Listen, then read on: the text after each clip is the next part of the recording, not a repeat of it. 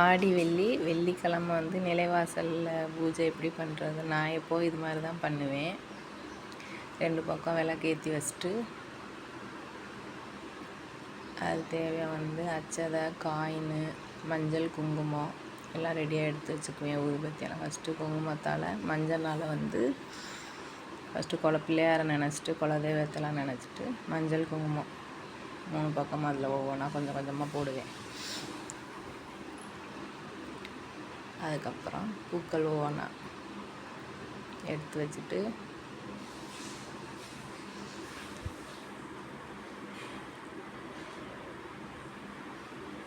கொஞ்சம் அச்சதை,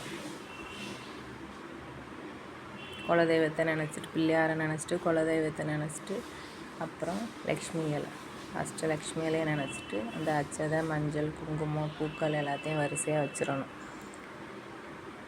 அதுக்கப்புறம் அதில் 21 காயின், 6 காயின், அதாவது 11, 9 அந்த மாதிரி எவ்வளோ காயினோ உங்களுக்கு எவ்வளோ முடியுதோ அந்த காயினை வச்சு நான் அந்த மாதிரி தான் பூஜை பண்ணுவேன். வரலட்சுமி வருக, கிரகலட்சுமி வருக, அஷ்ட ஐஸ்வர்ய லக்ஷ்மியிலே வருக வருக அப்படின்னு சொல்லி அந்த காயினை வச்சு நான் பூஜை பண்ணுவேன் எப்போவுமே. இந்த மாதிரி ஒவ்வொரு காயினும் சொல்லல இந்த மாதிரி அந்த மந்திரத்தை சொல்லி சொல்லி ஒவ்வொரு காயினாக அப்படி வைக்கணும்.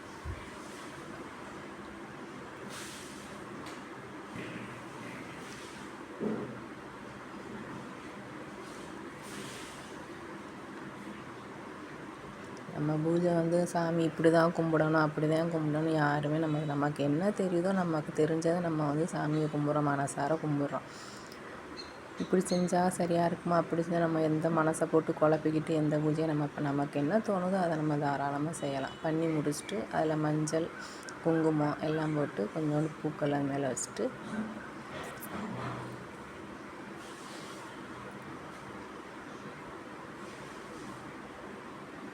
ஊதுபத்தி எடுத்துட்டு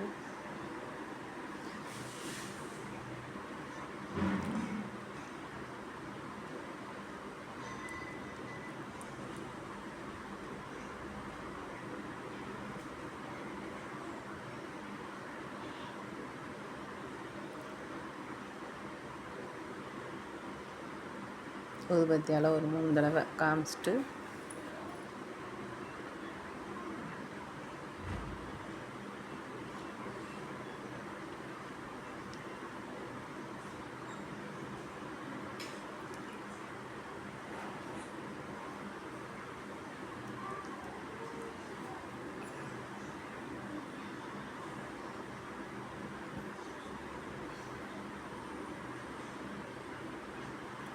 எனக்கு கோலம் அந்த அளவுக்கு தான் போட தெரியும். அதனால் எனக்கு என்ன தெரியுமோ அதை தான் நான் செய்வேன். இப்படி செய்யலாமா அப்படி செய்ய அந்த மாதிரிலாம் எதையும் நான் போட்டு குழப்பிக்க மாட்டேன். எனக்கு தெரிஞ்சதை நான் செய்வேன்.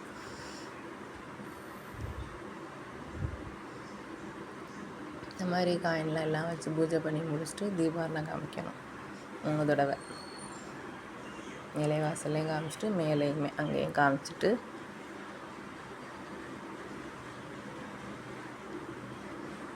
இது பிரம்ம முகூர்த்தத்தில் தான் அந்த பூஜை பண்ணணும்.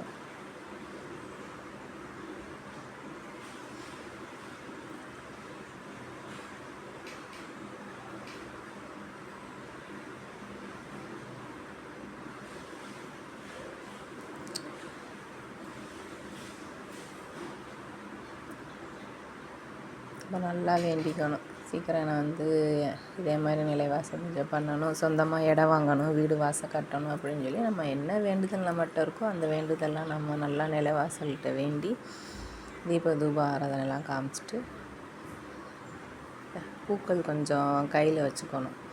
அதை வந்து இந்த நிலைவாசல் பூஜை பண்ணி முடிச்சுட்டு எல்லாம் காமிச்சிட்டு அந்த நிலைவாசல் மேலே அந்த பூக்களை அப்படி மேலே தூவிட்டு நம்ம வலது காலை எடுத்து வச்சு உள்ளே போகணும்.